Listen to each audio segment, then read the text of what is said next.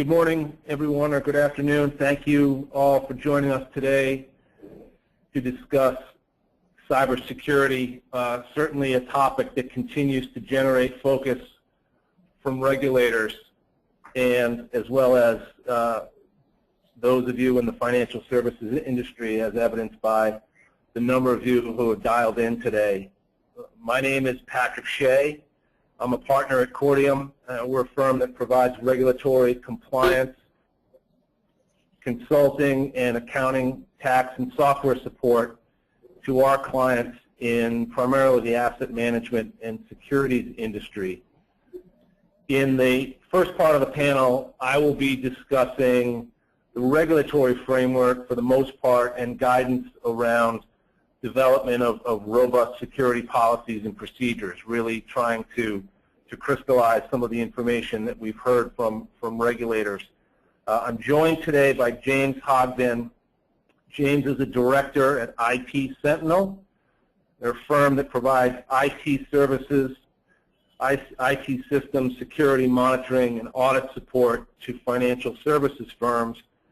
And James has wide experience related to computer security within the financial services industry, both from his time at IP Sentinel as well as from his time at prior firms serving as senior CTO and senior operational roles. James has broad appreciation of the informational security landscape and experience with the key product lines within the space, and I'm glad he's here to speak to you all about relevant and practical aspects of the IT infrastructure and keeping information secure. I'm not able to control the slides. I apologize. So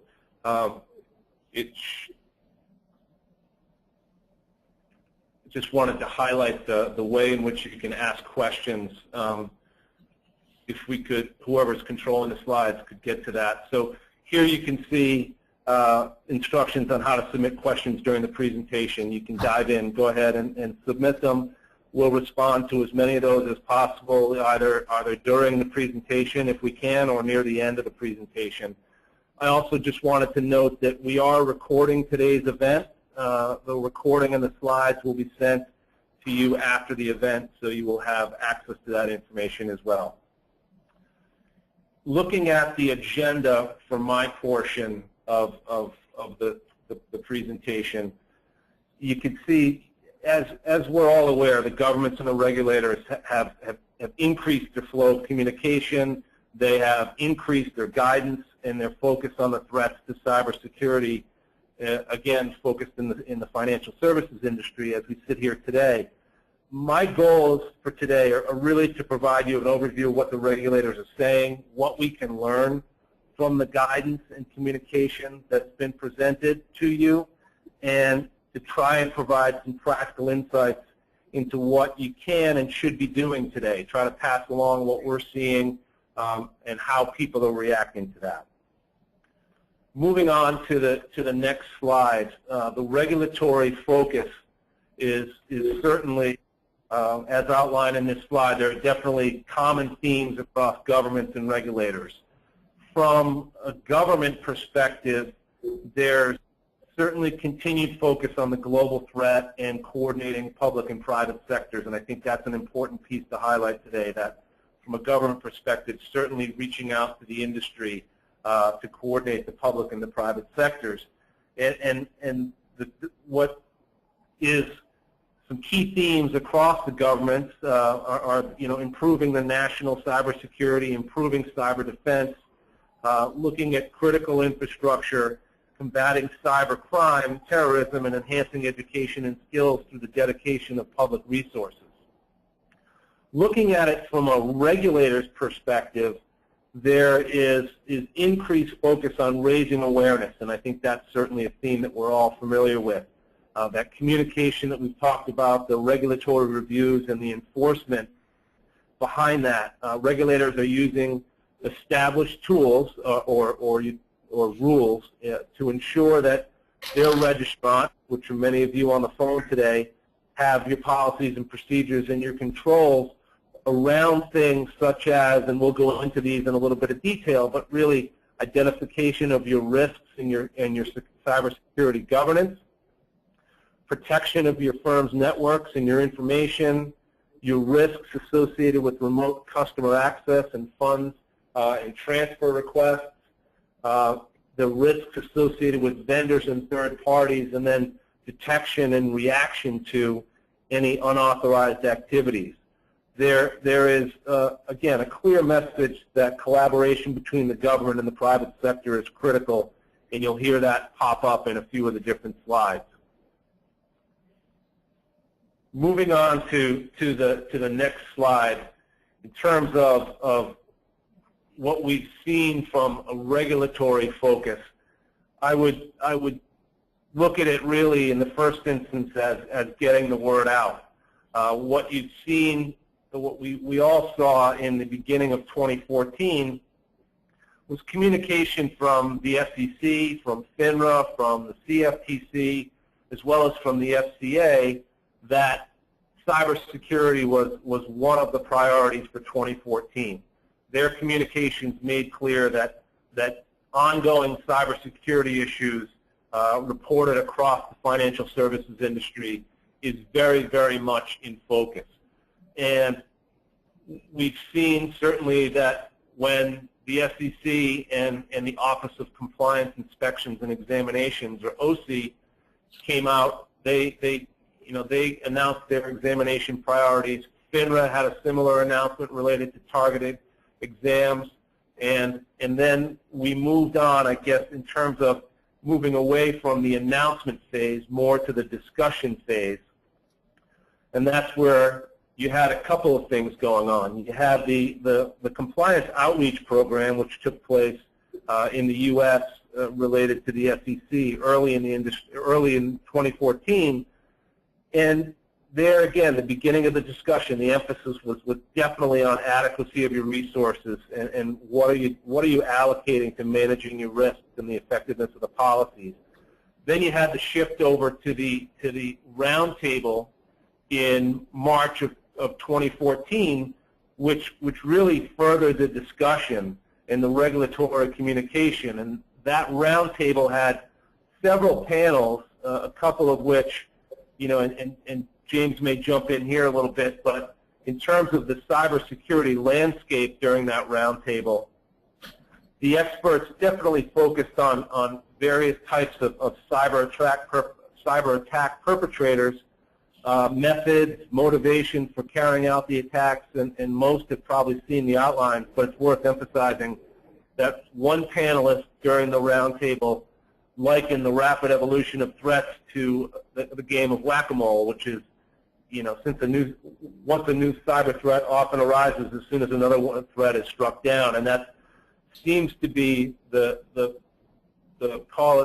stress or the focus that I think many of you are looking at. And James, I don't know if you want to jump in there in terms of specifics around some of the threats that those in the financial services industry may be seeing and dealing with before I kind of shift over to some of the other regulatory focus areas.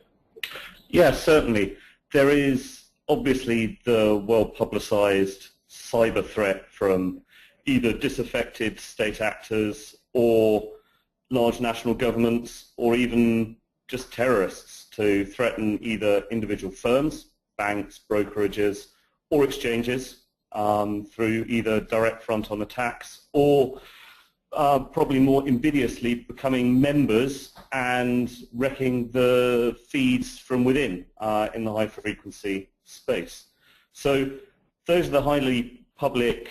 They're in the press every day. USA Today has lots and lots of articles about them. But actually, the threat surface is predominantly employee-based. It's much easier to subvert an organization from within because that's often where the security posture is softest.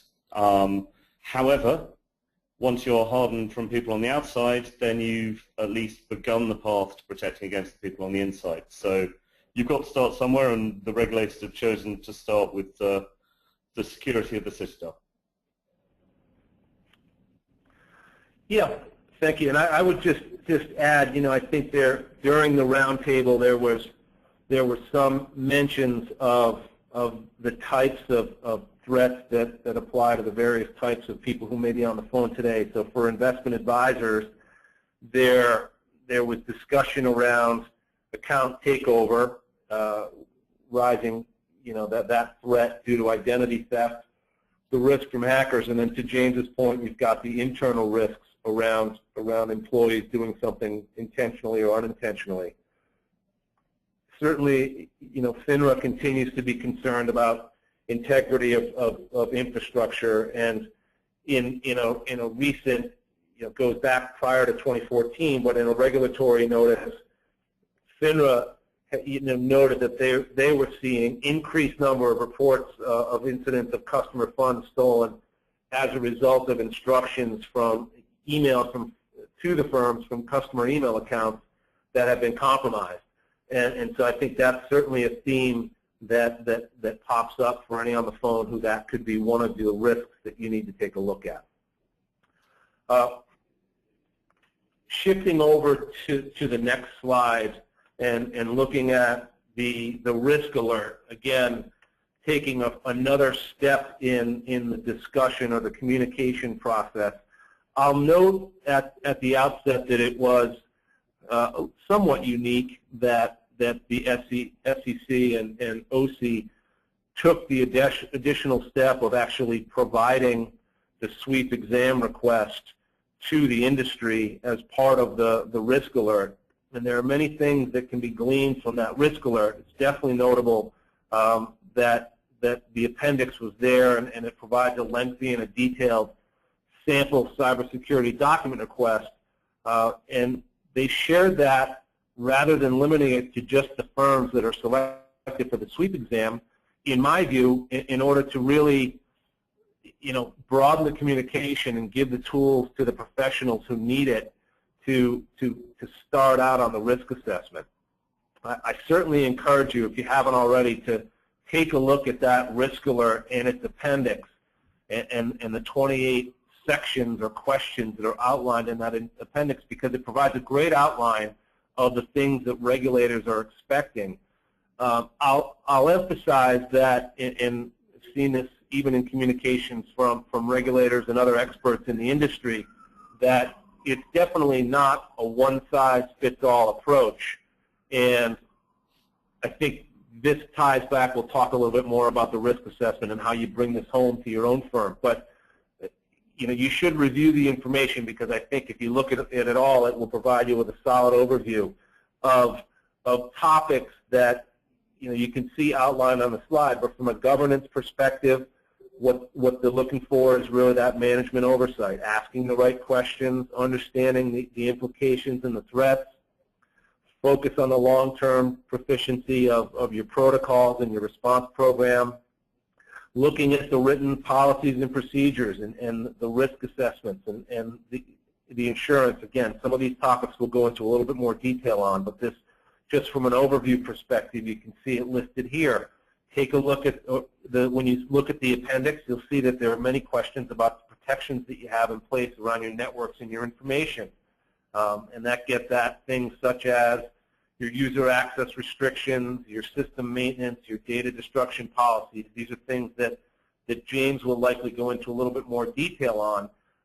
But looking at your cybersecurity response plan, your backup systems, your encryption, and so on.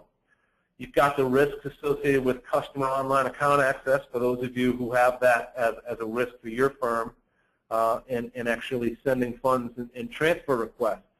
The customer authentication, the detection of anomalous trade requests, and protection of stored personal identification numbers are all critical pieces of information that, if they apply to your business, will be asked about in the event of an exam.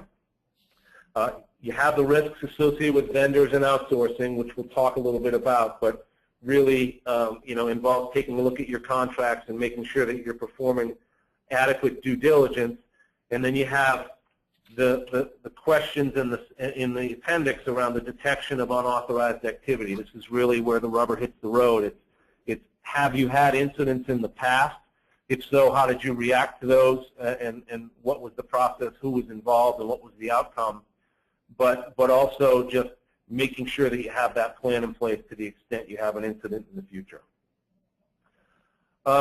Going on to the next slide, just from an overview perspective, again, before we dive into some of these topics in a little bit more detail, I just wanted to try to highlight some of the key concerns related to the financial services sector. I think you have the perception that cybersecurity is lacking and the need to raise awareness. And I would say that most businesses are in this together. There's certainly been a pretty rapid ramp up in the focus in the raising of awareness on this topic.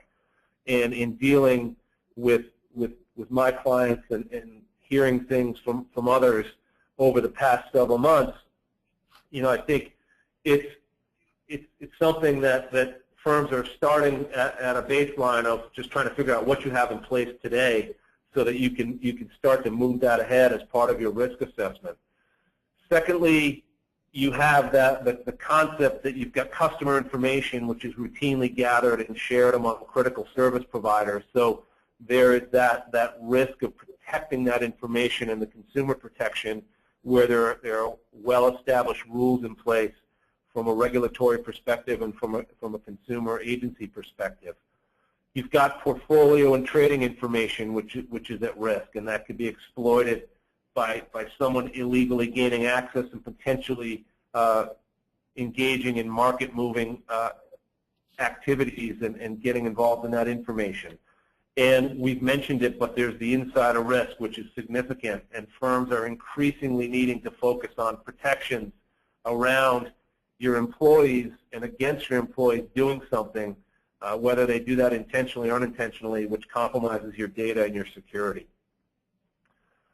And I'll just add, you can see on the slide that hackers with the upper hand. We mentioned the whack-a-mole game and just the focus on this and the insider risk. But just taking a step back, really, some of the outcomes that we may see from the sweep exams that are going on, just to help people put that in perspective.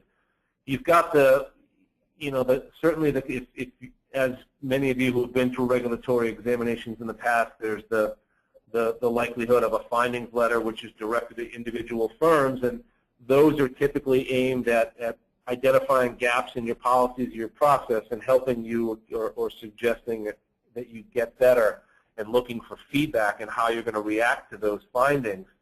Then you've got also the concept of best practice guidance and formal rules. We can anticipate at the end of this sweep exam process or in the midst of it that we should be getting additional communication from regulators so the industry can get stronger. Whether that's through, again, guidance or formal rules remains to be seen. And then you have the concept or the potential for enforcement actions in this area. And certainly, this is not something that is brand new to the industry. The SEC and FINRA have brought enforcement actions against firms for violating Reg SP or the safeguard rule, which is kind of described as the cornerstone of this cybersecurity issue. And that all gets at whether customer data is actually being protected, and if not, there could be enforcement in that area. And a couple of the themes that I've seen in the enforcement actions that I was looking at are really, just to understand that there are enforcement actions involving actual data breaches, so you have that failure to protect customer data, but probably more importantly for many of you is just the potential for enforcement or findings in this area related to vulnerabilities that could have resulted in breaches. And I think this is something that's front of mind as you're going through your risk assessment, because even if there hasn't yet to be any harm or loss, you've got the potential for customer information that's vulnerable to unauthorized access, and you've got other specifics or inadequate antivirus software on computers. Again, things that James can lend a little bit more guidance to in terms of best practices and what people are doing today. Looking at the next slide and really just basic approaches, and again, before I dive into some of the topics that I've already mentioned, I would just emphasize on this slide, take a holistic approach. Make sure that you're looking at it from a top-down. Be over-inclusive in terms of who's at the table, certainly IT, but operational, investment, compliance professionals, your senior management team. Take it up to the board level. Get outside experts engaged. Make sure you understand what you have in place. The diligence in what you're doing from a hiring perspective, both in terms of your service providers as well as your employees, is important. There are many mentions in the guidance about the culture, and I think this slide is really aimed to emphasize that. Setting the tone at the firm is very important, and practically speaking, you've got delivery of policies accompanied by training. You have the prospect of having employees sign acknowledgments. You've got the testing that you can do to make sure that your system is working, or that you can have third parties do. And then you've got monitoring and reaction to any actual or perceived incident. So these are some of just the key points that I think really go back to that holistic approach, and taking it from a policy and a procedure to oversight within the firm, and taking that right down. You've seen the phrase many times, but right down to anyone who has a keyboard. Looking at going over to the next slide, just looking at a few of the topics that I've mentioned, and I'll try to give you some. What I'm trying to do over the next two slides before I turn it over to James is really just focus on what I'm seeing firms do, and again, this comes back to, for the most part, to the risk alert and the guidance that we've seen from regulators both within the U.S. and the U.K. It's a logical starting point. Firms are taking an inventory of risks and looking at your policies and your procedures. You can see the questions to be asking on the slide, but another way to look at the risk assessment is just as you're reviewing your structure, where do you see red flags? How strong are your policies? How experienced is your team? Are you understanding the risks, and are you dedicating appropriate resources to IT security? Again, not a one-size-fits-all setup, but you need to be taking a look at it at your specific risks. Do you know what you do in the event of an incident? If not, then that may be a red flag and something that you need to make sure that you're focused on. And then looking at how your employees are trained. Answers to those questions can start to help people form the basis of, or form the enhancements to, that written information security policy.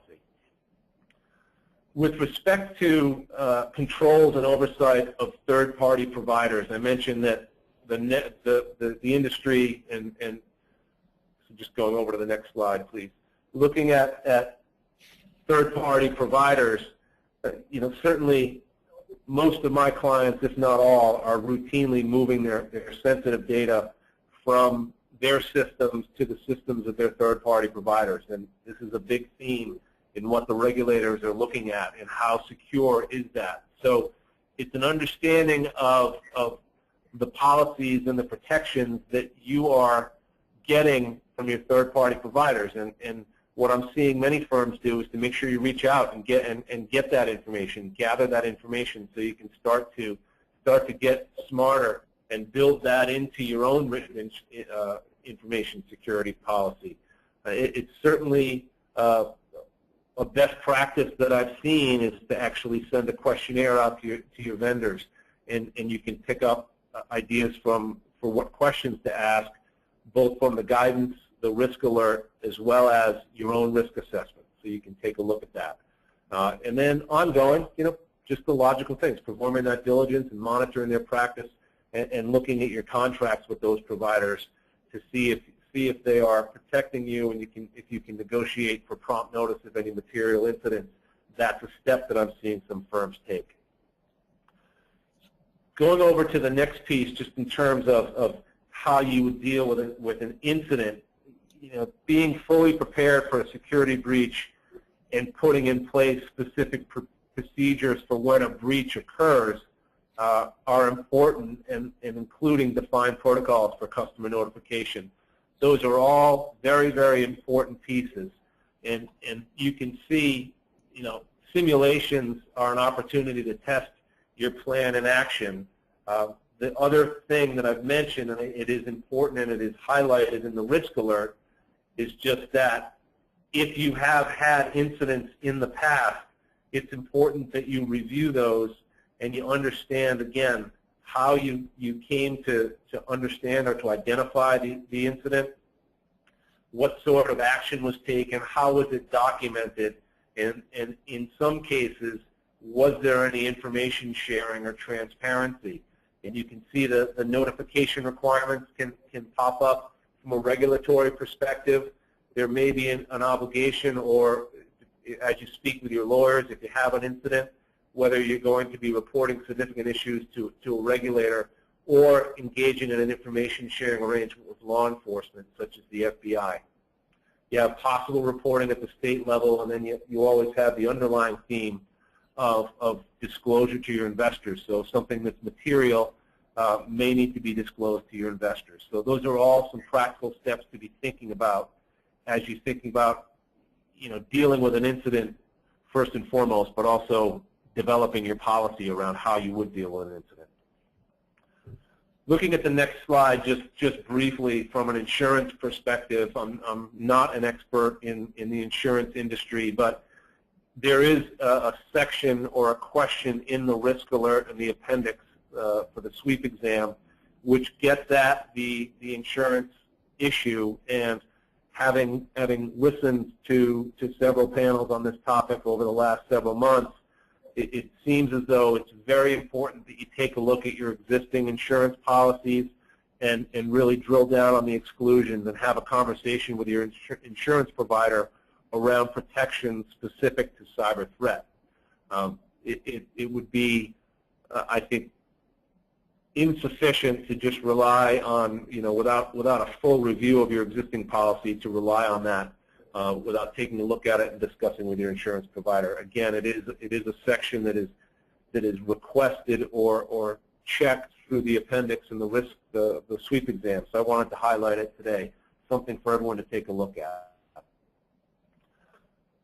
The next piece is it gets at training, testing, and monitoring. And I talked earlier about the culture in developing this firm-wide approach.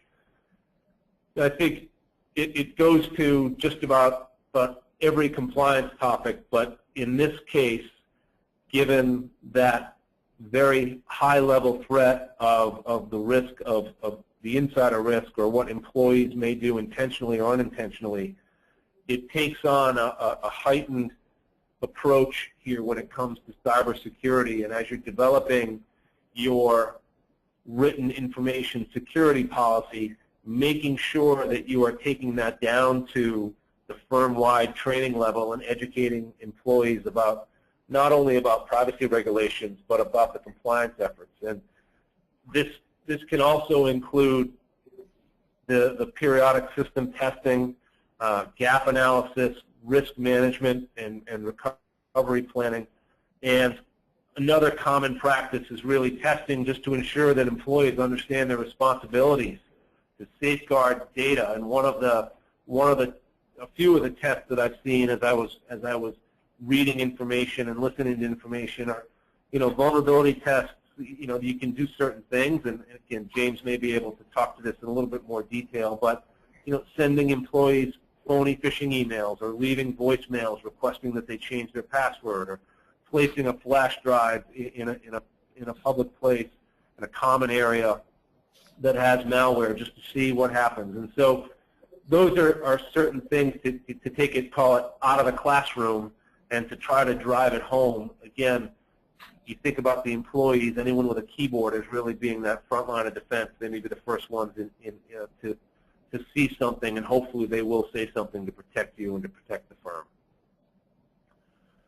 And with that, I will turn it over to James to, that hopefully gives you a little bit of the framework from a regulatory perspective in terms of what we're seeing and what we're reacting to. And I think James will pick it up here and talk about it more from an IT perspective, as well as some steps you can be taking on that side of the house.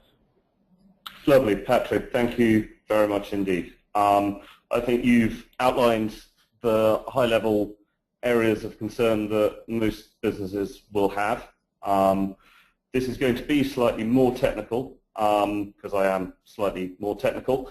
My right to speak here, I've been the CTO of a number of hedge funds. I've been head of IT for an interdealer broker, and I've worked both in quant funds, global macro funds, and I've also spent some time in retail financial services, dealing with financial advisors and that sort of thing. So I have a broad experience of how this stuff works. So I'm just going to go through, obviously I have an agenda slide, so that's what we will be covering. Why do we care about the security? What sort of threats are we saving? What are we protecting? Loads of different types of data within various different areas, but there is commonality between them. Who are we protecting it from? And a lot of people are actually looking the wrong way. The statistics are not where people often think they are.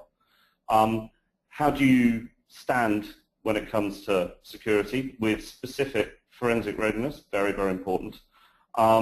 And then I'll show you a little bit about how you, on a poacher-turned-gamekeeper basis, identify hackers and neutralize them within your organization. So, effectively, your threat surface is anything with a computer. And hackers are a devious bunch, and they will get into your system. They're better funded than you, largely. The Chinese have campuses full of tens of thousands of people whose entire day job is to hack your system. And that's what they do. Mind you, the US has the same and the UK has the same. And the whole area of cyber warfare from state actors is becoming quite important. Is becoming quite important, as we've seen from things like Stuxnet, which, even though the US has denied it, there were 4 0 days, and it was very, very targeted to one specific set of industrial controls that happened to happen in the Iraqi nuclear enrichment facility. So those guys have a lot of money. Then we get to maybe the narco states. So if you look at some of the South American states where effectively they are almost criminal enterprises, or some of the sub-Saharan states where they're effectively just criminal enterprises, they have a lot of money to spend to get into various systems. And they invest heavily in the skills to do so. So security, what is it? If you have seen the front page of Bloomberg Businessweek this week, there is a large article on how NASDAQ, and specifically the system in which the CFOs and CEOs of organizations swap financial data, has been utterly, utterly compromised by one, if not more, sets of hackers. And that can do incredible damage to the financial system. The Bank of England in Europe has put together an exercise called Waking Shark, where it got all of the systemically important financial players in the City of London together and war gamed them through a cyber attack. So nothing in Europe has actually been publicized about cyber attacks, but certainly we know in the US, with the decentralized nature of the exchanges, that some of them have come under fairly hefty attack. And they're realizing that. So if you look at some of the figures, pretty much 50% of the exchanges that were surveyed were attacked. That's a lot of attacks. And COO Connect, which is kind of the go-to place for COOs of hedge funds in Europe, 70% of the managers don't really understand the threat surface and don't really know how to deal with the threats that are out there. And that's quite frightening because it all runs on computers. So what is the threat surface? If you look at the different areas where threats can come from, the biggest one is staff and suppliers. So that's all about social engineering. And when I was CTO of a hedge fund, I got a physical penetration test done on our organization. And all that the penetration testers had to do was put on a high-vis yellow jacket, and the front desk gave them a security pass because they were deemed to be workmen. and they wandered around the building without being questioned whatsoever and planted a number of bugs. Now, when I brought them in to the weekly staff meeting and said, does anybody recognize these people? Absolutely nobody had a clue who they were, even though they'd been wandering around and chatting and taking pictures of members of staff and all the rest of it and behaving in a very non-contractual way. These guys had just walked straight the way through any form of social security. Another interesting attack that we performed was we used the remote office. So we had a corresponding office in the US which was to collect investments for the mothership back in the UK. And somebody turned up pretending to be a rich investor in the US office, didn't really do a lot of due diligence because the due diligence function was in London. And they booked a series of meetings with fund managers in London from the US office. And because they'd been introduced by the internal part of the organization, they were allowed free access into a meeting room and to look around the floors and to understand some of our trading models. And again, they were planting bugs as they went. Again, it was just using the procedures of the company against themselves. As you move through it, there are some very subtle areas that effectively allow information to leak straight out of your organization, and hackers know this. So there isn't a printer or a fax or a scanner in the world now that doesn't store the information before it prints it or sends it. Most people have these devices on a lease and actually don't own them. So when the leasing company comes to pick them up again, they take the photocopier and put it in a large recycling yard, and all of your information is on the hard drive on that device. And you can buy them off eBay. You can go onto eBay right now and buy a second-hand, high-end photocopier, and there'll be a hard drive in it, and I will bet bottom dollar that there will be passport information, banking information, and company information on the hard drive in there, pretty much stored in the clear that you can just have a look at it. Trading applications are wide open. The fixed protocol has no security. If you can get to somebody's fixed network, you can put in anything you like and it will get traded with a counterparty as long as the risk limits are okay. So I think the industry itself has to do some work on that. They've started, but it's not there yet, and there's a large legacy to fix. So the threat surface is all over, from devices all the way through to staff and suppliers. So given the fact that they can pretty much get in any which way they like, what actually are financial companies trying to protect? Well, obviously, if you're a quant fund, you've got all of your research and all of your data and all of your models and all of your computer code, but actually there's a lot more than that. And I've spent a number of uncomfortable meetings with salespeople that have thought that there was nothing wrong walking away with the CRM system, and client handlers thinking there was nothing wrong walking off with investor side letters, and traders thinking there was nothing wrong with walking away with trading contact lists and basis point deals that they have with various trading counterparties, all of which they've either downloaded onto a USB pen or they had sent out via email, or the biggest hole in the world, they'd attached to a meeting request in Outlook and invited themselves to a meeting and then deleted the meeting request, which is a reasonably difficult thing to protect yourself against. So there's a whole load of non-intuitive data that actually has immense value to a company that internal people want and external people want. I was operating for a large law firm just outside London who was involved in litigation over a large housing estate, not housing estate, a factory estate. And it was about £100 million worth of property in this deal.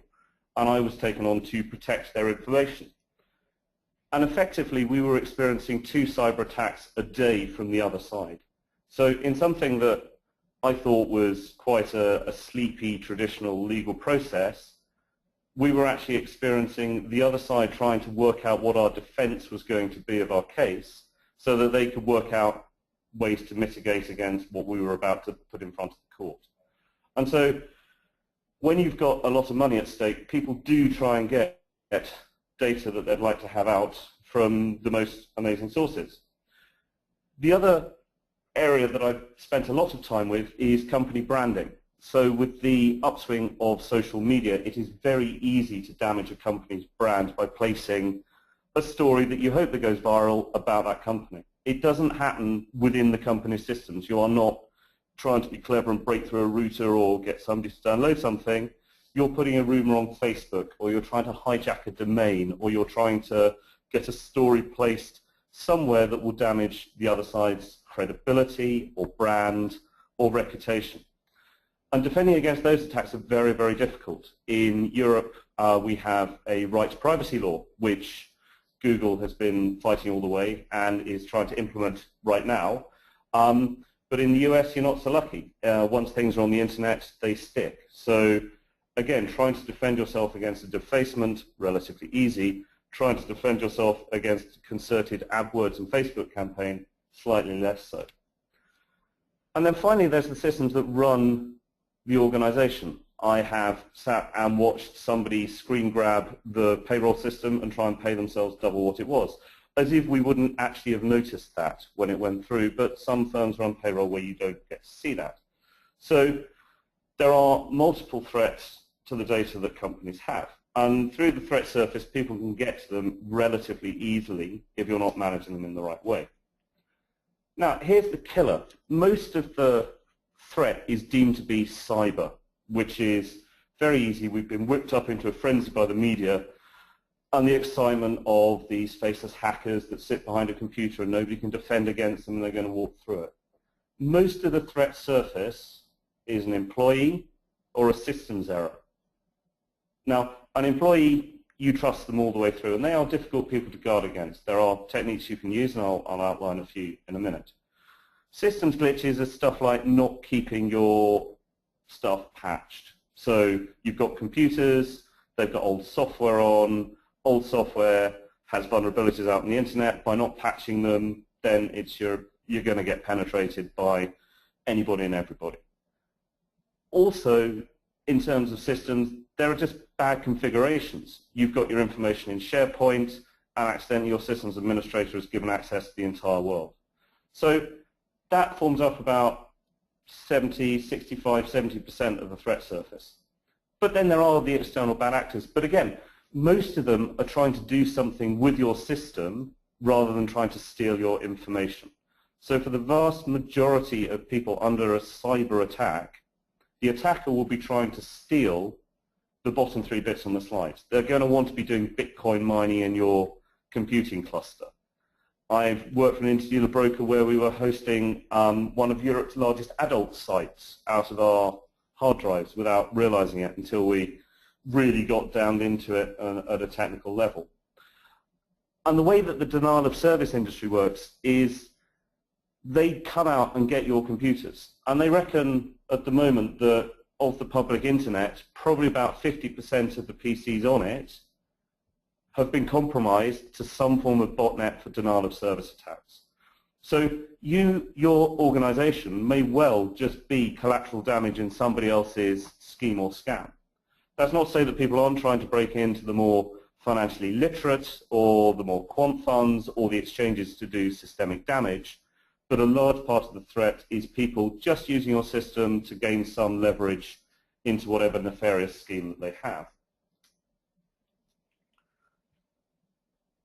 To reflect the new threat, which is a large one, as we've seen, there is a large threat surface, and people are not desperately trying to steal all of your information all the time, but use your system to their own nefarious ends.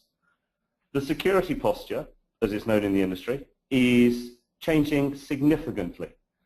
In the good old days, when I started as a CTO, you put a firewall in there, and that was that, because your outside was nice and robust, and nobody could get through to do anything naughty, and therefore you were all right. Then came viruses, then came macro bugs that people used to send around in Word and things like that, and suddenly the hard outside wasn't quite as good. You needed to start putting probes inside. So you put antiviruses and a little bit of malware protection. But effectively, once you were in the system, you were in the system. The other problem is, given that 70% of your threat surface, give or take, is your employees, they're in anyway, and you trust them. So effectively, a hacker, if they got in and pretended to be an employee or a bad employee, once they're in, and that was fine. That thinking has changed radically in the past 3 or 4 years from hard outer shell, soft inner core, to multi-layered security. So effectively, wherever you go in an organization, from an IT perspective, you should be putting down badger traps. Now, I don't know if any of you have young kids and you go out and try and find wildlife in the back garden, but the easiest way of finding badgers is to put a sand trap outside their set, because they come out at night, you'll never see them, but in the morning you've got a whole load of paw prints there, and you can identify what they are. And there are many, many different types of digital sand traps you can implement. You can put out sexy-looking servers that people will want to try and hack into. You can put in data that is just hanging out there called sales XLS or bonus.xls that will encourage people to go and have a look. And within those sand traps, you have all the fingerprinting that you need to be able to catch who's doing it. Because it could be internal, it could be external. The other thing that is hyper popular at the moment, and rightly so, is centralized logging and monitoring. And this is actually part of the SEC's examination. I think it's question 3 or question 4 is, do you have centralized logging and archiving of your logs? Because traditionally, if you're a systems administrator and something goes wrong, you go and wander around your server estate and have a look at what Joe Bloggs has been doing on server A, server B, server C. And it's a time-consuming business, and you're likely to miss it, and your timestamps will all be messed up, and you'll never really find them. But if you put it all in one place, and I'll show you the system that I use in a little bit, I've got a little demo for that. If you put all that information in one place from lots of different systems, you can catch people. And I'll talk in a little while about how you identify the bad ones. So using tools like that makes it incredibly easy. And the most important thing, and this is quite amusing, I ran a penetration test at another hedge fund I work for. And at the Friday meeting we had, I said, in the next week, I will send you an email asking you for your password. Do not put your password in that email and send it back to me. I don't want you to do that. And I said that to the whole company, about 110 people. 3 days later, I sent out an incredibly badly written email from the wrong domain. I'd replaced a letter with a number, asking them to put in their username and password because we were doing some work at the weekend, and to download an attachment that I'd attached to the email. And I signed it off, Love James. Now, that's entirely inappropriate business speak, but over 70% of the business, having been told not to do it, and also obviously not having read the email, because if they had have done, they'd have realized that it was a complete scam, filled in their username and password and sent it to me. Now, these were high-end quants. They weren't just your average business people. These were people with maths PhDs coming out of their ears. These were some of the best traders you've ever met. And yet, because it was a company, because IT is always a bit mysterious, they were utterly taken in by the social engineering. And so training, because it will happen. You have to train your people to just be a little bit suspicious. So, how do you identify a hacker? And I apologize for hacker speak, but L33THAX0R is an elite hacker in hacker speak. But really good hackers don't come across as really good hackers because you catch them. So what the game is privilege escalation. I did a bit of work for a hedge fund where they asked me to break in and trade some bits and pieces through their system to see if it could be done, because they thought they had quite a secure posture. So I generated a whole load of USB pens that I put the FSA logo on, which is the regulator in the UK, and it was part of a letter that I did on their letter-headed paper. I took the logos off the internet. And it was just about the results of a survey that the executive corridor had taken part in. They had not taken part in any survey. It was utterly just a ruse to get in. On the USB pen was a bit of software that was going to come back and talk to me, and once I got access to the system, I was going to play about in it. So I sent it to all of the directors of the organization, all of the C-suite corridor. And a couple of them put it into their home PCs that weren't nearly as well protected. And to cut a long story short, acting as a good hacker, I took on their personality. I found out which systems they could get to, and I bounced from the business systems to the support systems, the dev systems, through the station systems, and finally into the live trading system, where I had a blinking cursor and a fixed connection to their prime brokers. So I thought, I better put a trade through here So I put a one-lot order through, and it came back denied. You can't put it through. So I thought, maybe they are better than they are, and I've just fallen into a honey trap, and it's all right. So I put 70,000 lots in, because it was quite a big hedge fund, and maybe there was a risk limit. And 70,000 lots went straight through. Now, it only went through because the system thought that I was allowed to do it. I had taken on the personality of the trading system. So I had gone from being an executive to being a support person to being a developer to being the trading system. And at no point had I stood out as a hacker. I had become lots of different people. So how do you detect against that? Well, you look for odd usage patterns, because the last thing you want to do as a hacker is turn up and pretend to be somebody when that somebody is already there. So you tend to work around the edges of the business day, but that stands out like a sore thumb. So if somebody turns up at 8 and the hacker's in at 6:30, if you're looking at when people log on, then that's going to stand out. Also, you'll find that there'll be unusual services knocking around internally, and this comes back to the layered security and looking at stuff internally. I would start on various business workstation services that really shouldn't be there. So your business workstation that runs Office and Excel and that sort of thing really doesn't need an SSH server on it, or it shouldn't be issuing SNMP traps or anything like that. So if you are on top of your infrastructure monitoring, you will spot things like this, and you have to look for things that are out of the ordinary, because good hackers don't stand out. So how do you defend against these elite hackers? Well, it all comes down to training. You need to train your staff to recognize them. You need to have a learning organization that baselines itself and notices anything out of the ordinary. And that goes as much for people as it does for systems, as it does for monitoring. And there are other bits and pieces that are very, very simple. You, wherever possible, need to set the traps within the organization. You need to make it difficult for a hacker to move around. You need to make sure that all of your stuff is patched. There was a vulnerability called Heartbleed about 3 months ago that blew internet security wide open. It was a bug that had been out there for 4 years. Who knows who had been using it, but effectively it gave anybody who could access your what's known as SSL, in which you may see as HTTPS, if you add that to a URL before you start, they could get your username and password just by asking the server. A whole load of software providers have now updated that and have advised that you patch your software. So you had better patch your software because that bug has been live for 4 years. So you either haven't patched your system for 4 years, or you patched it a couple of years ago and you're vulnerable. So it's very important to keep up to date with all your patches. And effectively, what you have to do is treat everything as an insider threat.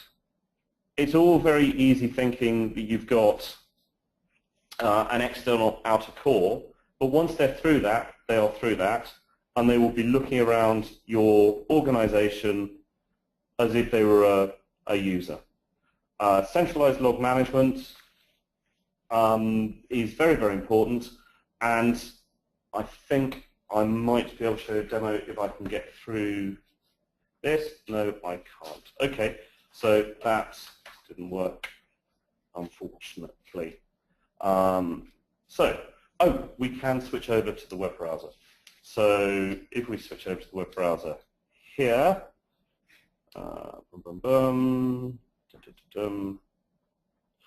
what this is a centralized log management system. And what it shows you on the left there, if I can take the mouse, there we go. This is my home network. Not that I'm suspicious of my teenager's daughters coming and going, but I do monitor extensively my home network. And you can see at the top, the bits and pieces that I'm monitoring are all of the different computers that I have. And here are all of the errors that happen. So I've got one critical error that I could drill down into, but I'm probably more interested in what happened at 8 o'clock this morning. So there's obviously something that has gone on in my computer environment at that time. And if I drill down into it by highlighting it, I can see that it was obviously something going on at 8 o'clock. Now, I don't know what that is. I don't know what it is. It could be coming from any computer within the environment that I'm running, but it seems to be coming now from my playroom computer. and I can now drill into whichever event that it is and try and work out what's gone wrong. Now this is a very, very easy and simple aggregated log, and it gets orders of magnitude more complicated when you have 3,000 servers all reporting into it, but it does highlight bad guys almost straight away because you can see them moving from computer to computer. And so I recommend, if you take nothing else from this technically away from it, that log aggregation is a really good thing, and you need to talk to your IT department about doing it because it's the single easiest way to catch bad guys doing bad things. So we'll just step back into the presentation, and effectively I will leave you with the last note. Hackers are out there everywhere, and hackers are state actors, they're governments, they're teenage kids with something to prove, and they're good, and they're out there, and to get through your systems, they only need to be lucky once. However, to stop them, you have to be good all the time. So there ends my bit of the presentation. I believe we've got 5 or 6 minutes for questions now. How are we doing for questions? Okay, there we go. Do we want to do that one? Okay, so the question is, what is the biggest threat to my security? Patrick, shall I take this one? Yeah, and I'll jump in as you go along. So the biggest threat is your internal population. But remember, that internal population can also include hackers. And the easiest 2 ways of mitigating that biggest threat is, number 1, training your people, be they the front office people, just to be more suspicious of vendors and activities, your systems administrators to do a bit of centralized log aggregation and to make sure that they understand the ebbs and flows of the business and can mitigate against people's behavior.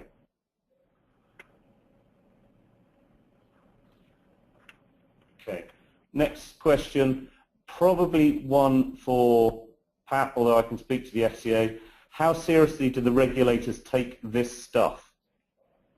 Pat, why don't you give us the SEC?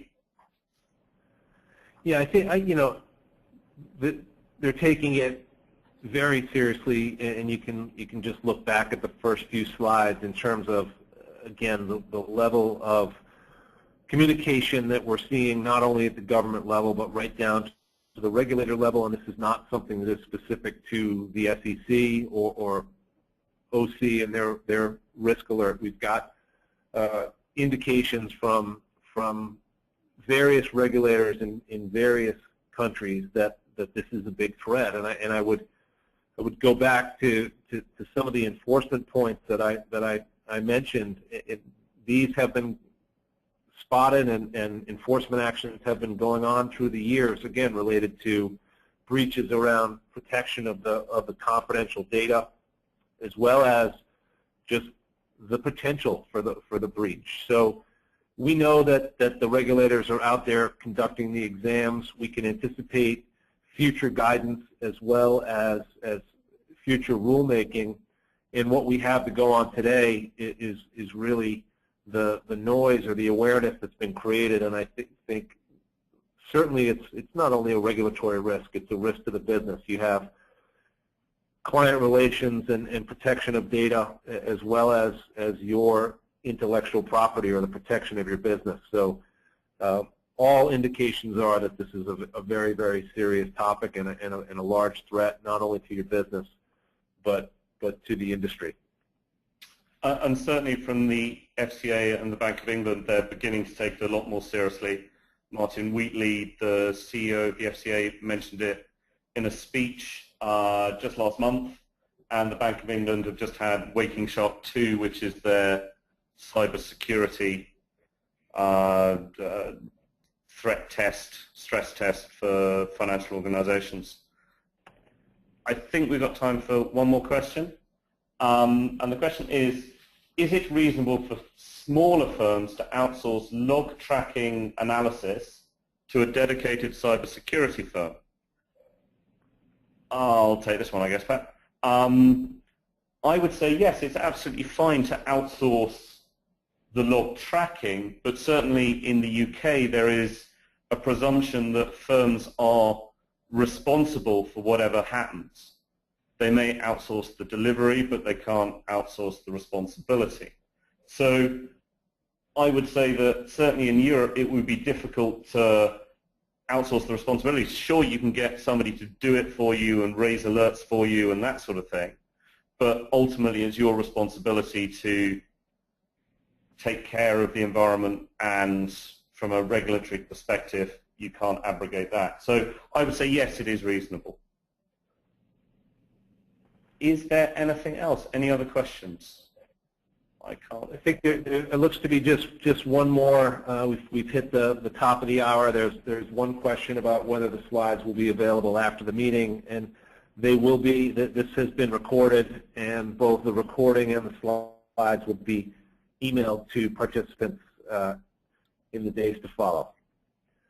So with that, James, unless you have any final points, are you all set? No, I'm all set. Thanks, Pat. Okay. Thank you all for taking the time today, and look forward to talking to you about this subject in the future.